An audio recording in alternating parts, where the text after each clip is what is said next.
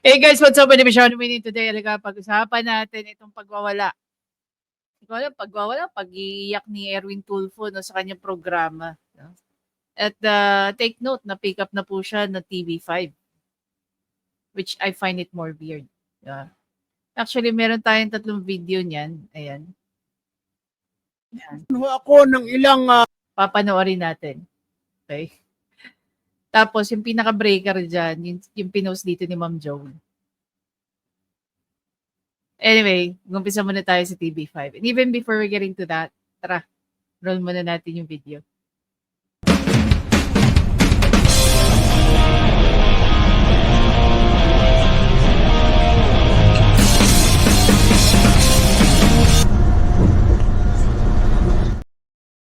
So yun na nga, finally, no, nagsalita na si Erwin Tulfo tungkol sa pamimeke niya ng kanyang identity. Okay? Pero hindi niya po tahasang inaddress yung mismong sulat na kumakalat ngayon galing sa opisina po ng US State Department sa pagre-revoke ng kanyang passport. No? Showing that dun sa letter, ine-emphasize yung pamimeke ni Erwin Tulfo sa kanyang personalidad, sa kanyang identity. Which is ang iyak naman niya sa panawagan niya, no? Ay siya ay nag-TNT. At nakaagulat dahil si Maharlika na nga ang kanyang binabanata. Panoorin muna natin itong sinasabi ng News 5. social media ang umunay pamemeke ng dokumento ng senatorial candidate na si Erwin Tulfo para makakuha umano ng US passport. Hindi pa rin ito masagot ng mamabatas pero pag-amin niya, ilang taon siyang nag-TNT sa Amerika. Oh, exactly the point. Hindi nasagot yung pamimeke. Ang inamin lang niya, di umano siya ay nag-TNT ng ilang taon. And then, it's very funny, no? Kasi merong pinost si Miss Cathy Binag.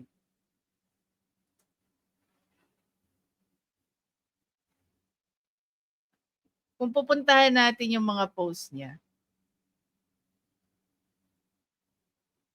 Yung sinabi niya rito.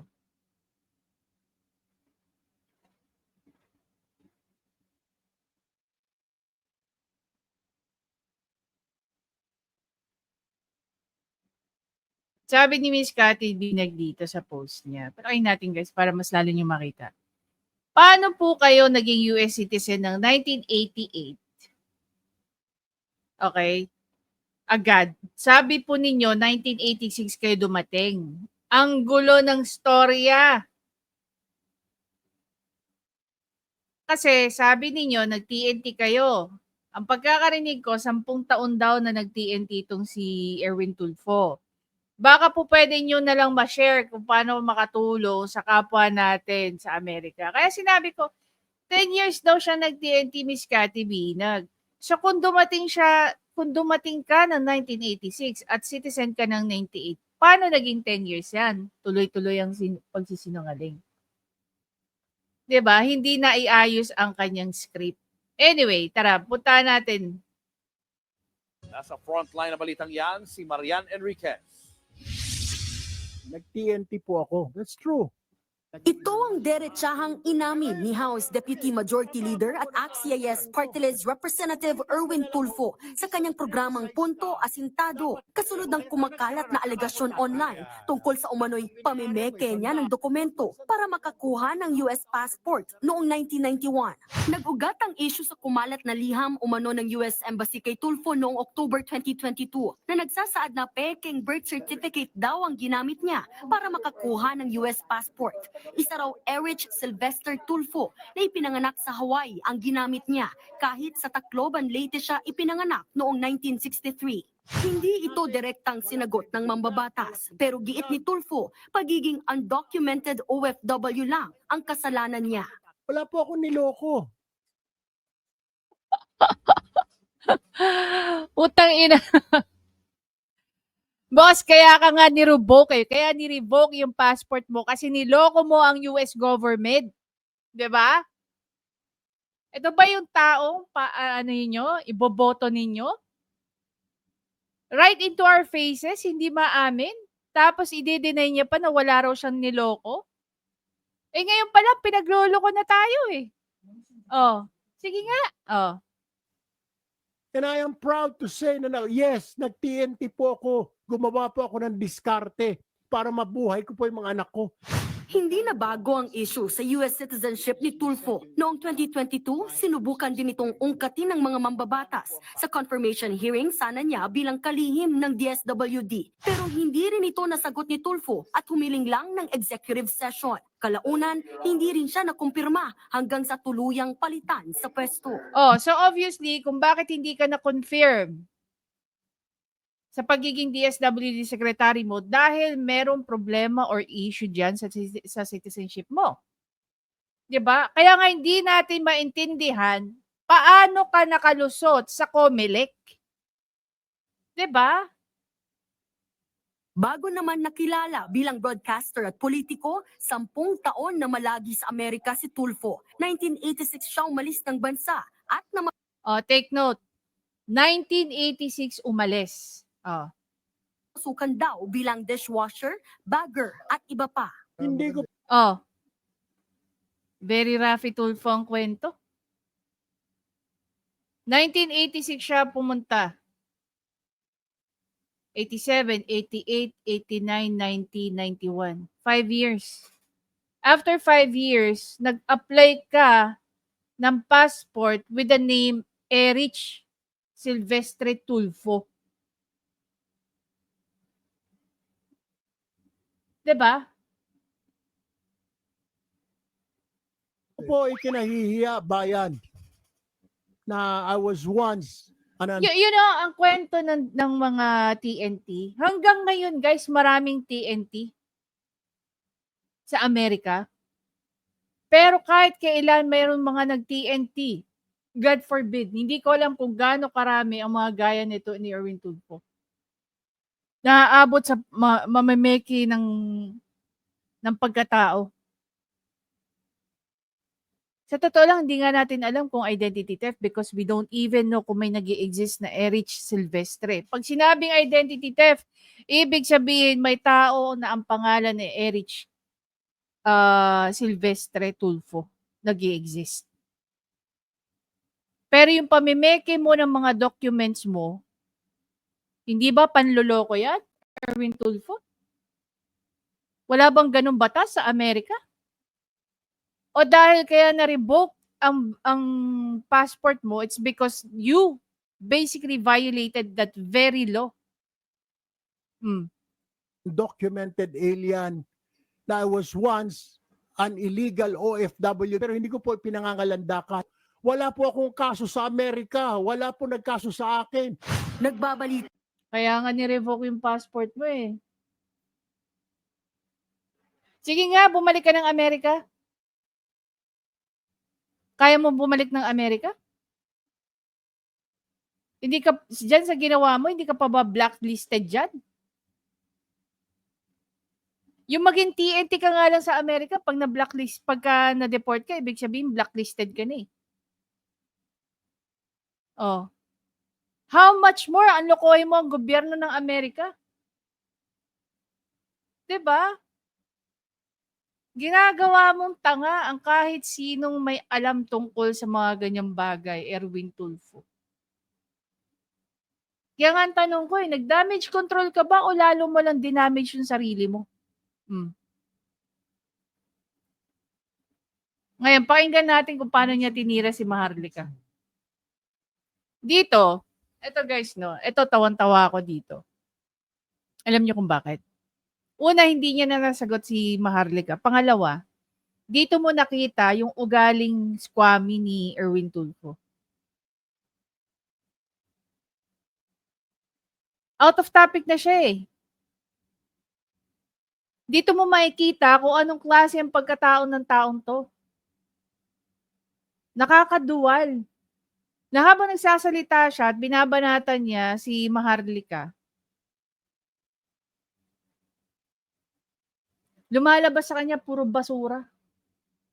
Yung mga salita niya. Ano lang ba ginawa ni Maharlika? Pinakita lang sa taong bayan kung anong klase kang public servant. 'Di ba? Ginusto mo yan eh. Ginusto mong tumakbo, ginusto mong magkaposisyon sa gobyerno, kaya hindi talaga maiiwasan na ikaw ay mas scrutinize ng taong bayan. Tapos ngayon nabubuko ka, wala na sa linya yung mga komento mo tungkol kay Maharlika. Oh. Kung tatanungin ka ba namin, ikaw ba nung nagpakasal ka noong 1995, was that love marriage? Kasi sabi mo, lahat gagawin mo eh. Maging documented ka lang eh. Yung pagpapakasal mo ba, hindi arrange? Sige nga. Tsaka masasabi mo ba talaga na si Maharlika ikinasal sa isang APAM para lang maging US citizen? What do you know? Tara, pakinggan natin yung mga kabasurahan na pinagsasabi nito ni Erwin Tulfo.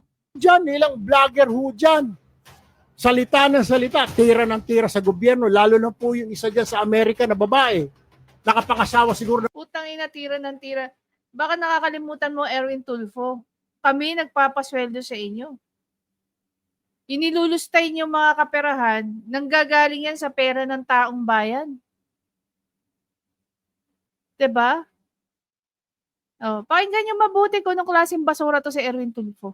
ng mayaman na AFAM. AFAM. Napakaswerte mo, Ineng. Bira ng bira eh. Napakaswerte mo. Mamahalin pa yung mga antipara mo. Oh, Diyos ko po. Dapat magpasalamat ka na sa Panginoon Diyos na mayaman ang AFAM mo. Oh. Hindi ka kailangang magbanat ng buto. Oh, kita niyo? Kita niyo kung gaano kabasura yung bibig nitong hayop na to. Daldal ka ng daldal, comment ka ng comment, mga pulburonik, mga ahas na puti. Why? Ito guys yung typical na komento ng isang tao na hindi kayang sagutin straight, no? Yung sinabi, yung pinaka-topic lang naman dito kung talaga bang pineke mo yung pasaporte mo because o yung pagkatao mo para lang makakuha ka ng pasaporte. Anong naging ni Erwin Tulfo? TNT. Nagpaka-TNT siya. Siguro nga may mga gumagawa ng ginagawa ni Erwin Tulfo. Pero sa isang banda, no, baka nakakalimutan nyo. Meron video si Attorney Claire na pinakita niya ron na ang naging depensa. Take note of this ang naging depensa mo, Erwin Tulfo, base doon sa pinakita ni Attorney Claire. Na habang nagbabakasyon ka sa Amerika, meron nag-approach sa'yo at nire-recruit ka para sumali sa US Army.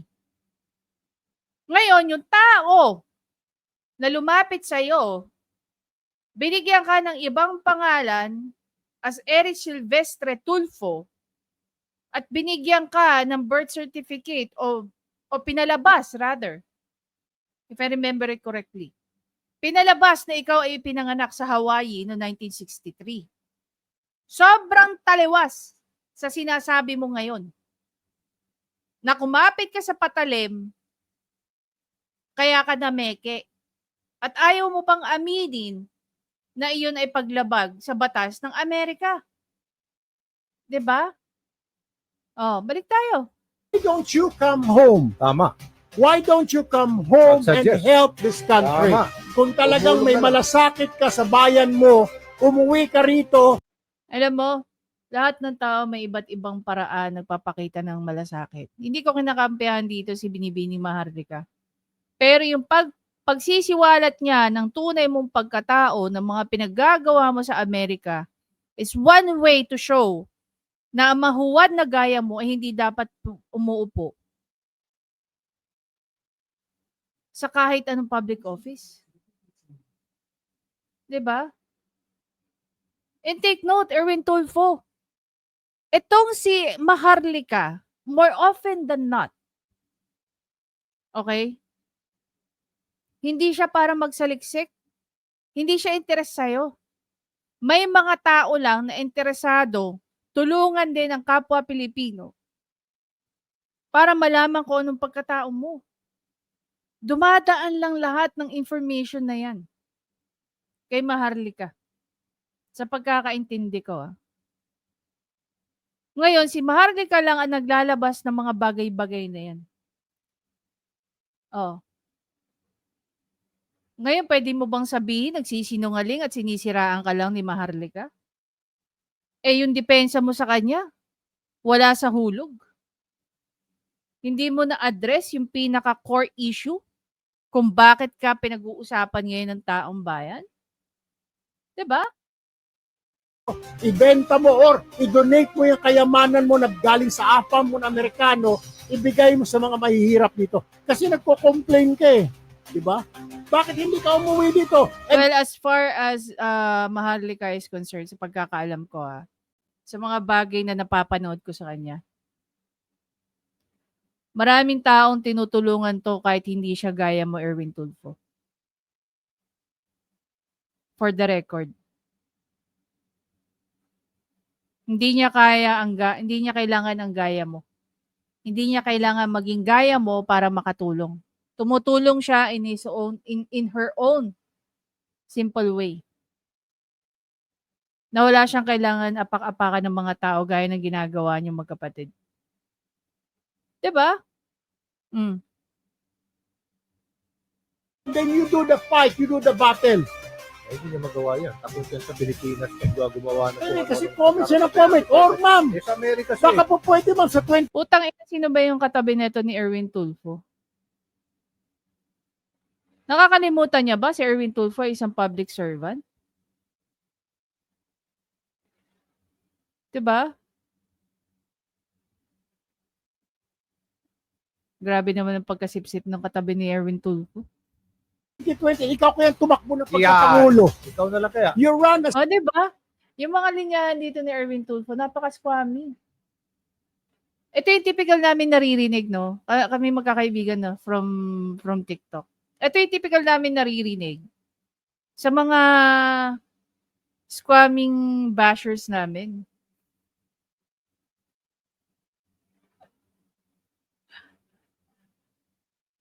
Nakakaloka ang pagka-squamming nito ni Erwin Tulfo. Boss, nag-a-aspire ka maging senador, ganyan ang ugali mo. Nag-a-aspire ka maging senador, ganyan ang pananalita mo. Napaka-squatter area ng bibig mo. 'Di ba? Well, actually, no offense to sa mga expression na lang po ngayon yung salitang squammy, squatter. Pero elevated na po ang pagkatao ng mga tao na sa mga informal settlers eh. We don't call them actually squatters anymore. We call them informal settlers. Pero ito si Erwin Tulfo, over time, hindi na na-elevate yung pagkatao eh. Oh. Sige nga. Tapos dito mo mapapansin, while nagngangakak siya ng ganyan, tingnan mo kung paano lang siya sinagot ni Maharlika rito.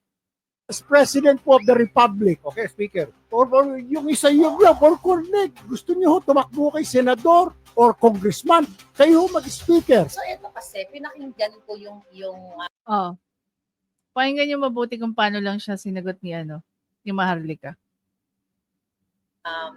ang iyong yung show ninyo with Aljo Bendio. Ito naman si Aljo Bendio, syempre kaibigan mo yan. Sul-sul yan. Oo nga. Okay. Here's the thing, Pating. Erwin, pinirmahan, di ba, yung na-revoke ang iyong US passport. Ito kasi yan, Winong. Okay? Balikan natin yung mga issue, mga palangga. So, hindi ka talaga si Erich Sylvester Tulfo. At hindi ka rin ipinanganak sa Hawaii. Di ba? Kasi, ang umamin ka doon sa dokumento na yon na ikaw ay ipinanganak sa Leyte. Yan ang katotohanan. So ngayon ang issue dito, mga palangga, yun nga, ang kanyang US passport ay ni-revoke nga noong 2021. So napag-usapan na natin na ni-revoke 1991, meron siyang US passport, 2021, nag-renew siya, kasi every 10 years. 2011, nag-renew siya, 2021, na-renew niya, then na-revoke ng US Embassy.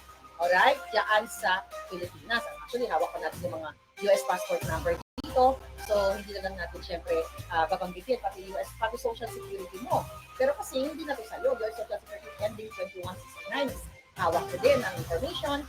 Kasi nga, mayroong mga nagmamagandang loob sa atin, mga kababayan. So, napag-usapan na natin kung ano yung mga fraudulent acts o yung mga violations na kung tutuusin, pwede talaga dapat ipataw dito kay Erwin Tulfo. Yung ilan Oh. See? Ngayon, punta naman tayo dito sa pinost ni Ma'am Joey.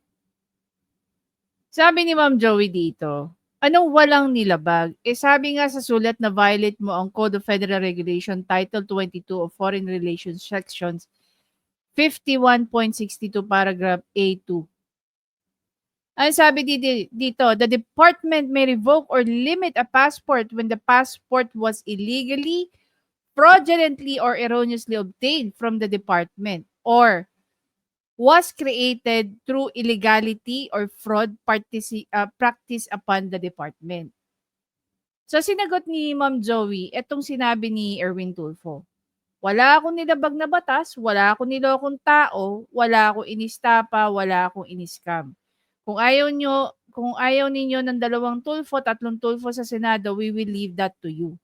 The voting public, kayo po yun. But we will never leave it to the decision of the few vloggers and paid bashers and mga troll dahil hindi sila ang mga tunay na botante. Talaga ba, Erwin Tulfo?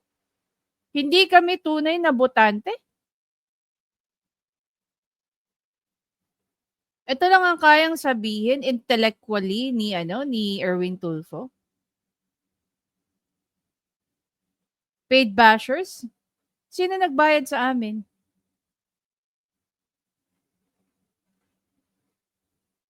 Diba?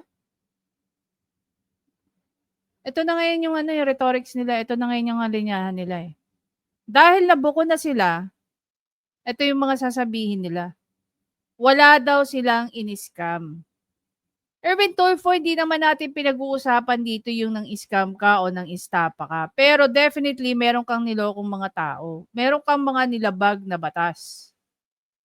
The fact lang na pinalabas mo na ikaw ay isang Erich Silvestre Tulfo, may niloko ka ng tao. May nilabag ka ng batas. Bakit? Kasi yun yung nasasabi dito. Oh. The Department of State has revoked your U.S. passport issued to you in the name of Erich Silvestre. O dito sa baba, inamin mo na ikaw ay ipinanganak hindi sa Hawaii, pero pinanganak ka sa Tacloban. Ayan o.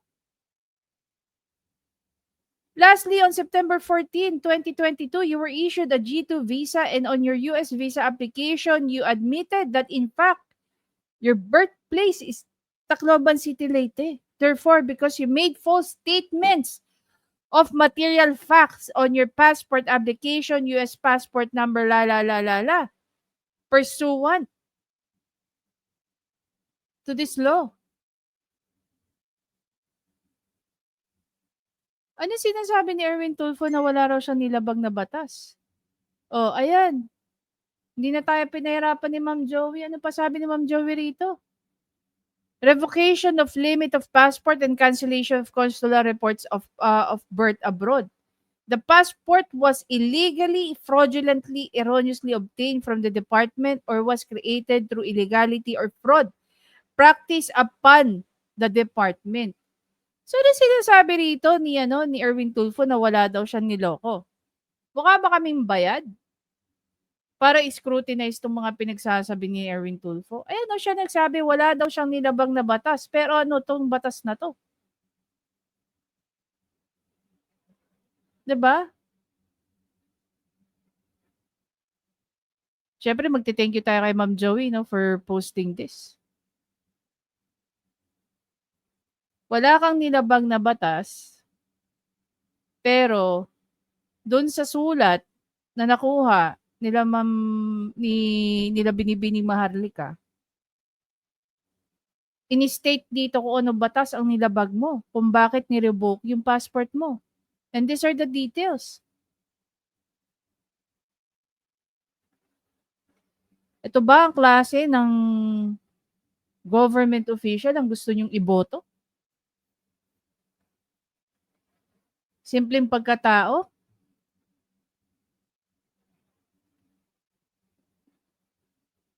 Alam niyo, ako OFW din ako, guys, ano. Naging OFW din ako. Pero all throughout my stay in the UAE, as much as possible, I maintain a legal status. And more often than not, even those people who have lived and stayed in America. Alam niyo po, sa totoo lang, no, one thing na ipagmamalaki ko sa inyo bilang ako ay matagal naging OFW. One thing na talagang ipagmamalaki ko sa inyo. Ang mga Pilipino po sa ibang bansa, takot po yan lumabag ng mga batas. Takot po yan. Kaya alam nyo, I mean going back no sa ano ng UAE. Kaya mahal ng mga taga UAE ang mga Pilipino. Kasi tayo yung nationality na less headache para sa kanila eh. Yun yung bagay na talagang sobrang proud akong sabihin sa inyo. Nabibihira ang mga Pilipino mag-iisip, magloko, o mag-violate ng batas ng isang bansa. Kaya nga nagtataka kami. Pag pumunta ka sa ibang bansa, ang Pilipino, very law-abiding citizen. Pagdating dito sa Pilipinas, tingnan mo na lang yung sa mga traffic rules. Hirap na hirap sumunod sa traffic rules natin. Diba? Matawag pinsan ko. Diba? Pero itong si Erwin Tulfo, loud and proud. Pwede mo naman suporta ng pamilya mo eh. Pwede mo naman sustento ng mga anak mo na hindi mo kailangan maging illegal. Magkaiba kasi yung ano eh. Yung illegal ka, yung may gusto kang rather ano, magkaiba kasi yung gusto mo talagang sustentuhan o suportahan ng mga anak mo sa paraan na legal. One thing nga na natutunan ko sa tatay ko, no? Di bali nang magdildil kami ng asin. Wag lang galing sa masama ang pinapakain niya sa amin. Ikaw, Erwin Tulfo, kaya mo bang sabihin niya sa mga anak mo? Knowing that na ikaw ay nagstay sa Amerika? Ngayon, sila naman ngayon ang sinasangkalang mo. Kaya ka nag-TNT sa Amerika para suportahan sila. Hindi nga siya touching eh. Hindi siya noble. Diba? Tandaan mo, public official ka. Sa pagiging public official mo, pwede rin maturing na isa kang diplomat. Dapat ba sa mga gaya mo maging diplomat? Tao na naglabag ng batas ng ibang bansa? At kinaka-proud mo pa yun?